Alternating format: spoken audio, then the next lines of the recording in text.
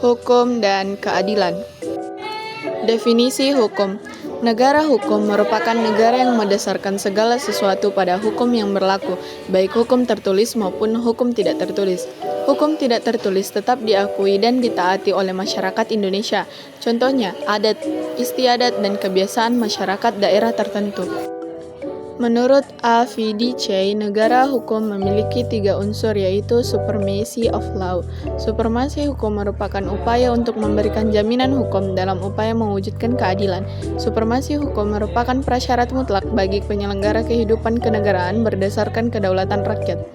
Yang kedua, equality before law.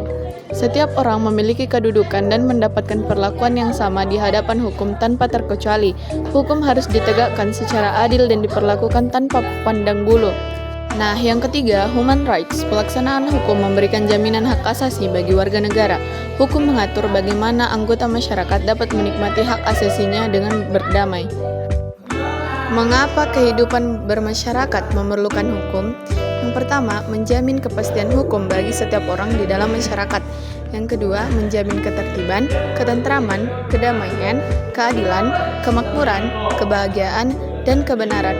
Yang ketiga, menjaga agar tidak terjadi perbuatan main hakim sendiri dalam kehidupan masyarakat. Definisi keadilan. Keadilan merupakan perlakuan dengan memberikan kepada siapapun sesuai dengan apa yang menjadi haknya. Keadilan berkaitan erat dengan hak. Hak tidak dapat dipisahkan dari kewajiban. Keadilan dapat digolongkan menjadi beberapa jenis. Yang pertama, keadilan distributif. Hubungan keadilan antara negara dengan warganya. Pihak negara wajib memenuhi keadilan dalam bentuk memberikan kesejahteraan kepada warga negara. Nah, yang kedua, keadilan legal.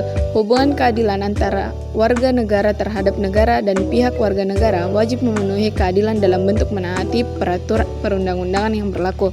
Nah, yang ketiga, keadilan komutatif. Hubungan keadilan antara warga negara yang satu dengan warga negara lainnya. Hukum pidana pasal 10 mengatur hukuman dibagi menjadi 2 macam, yaitu yang pertama, hukuman pokok, terdiri dari hukuman mati, hukuman penjara, hukuman kurungan, hukuman denda.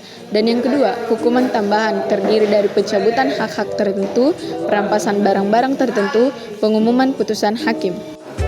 Alasan dan tujuan diberikannya hukuman kepada pelanggar hukum antara lain, yaitu pembalasan atas kesalahan, penjeraan, rehabilitasi, menyebabkan tidak dapat lagi melakukan kesalahan, mengisolasi pelaku untuk mencegahnya melakukan lagi kesalahan yang merugikan orang lain maupun merugikan negara.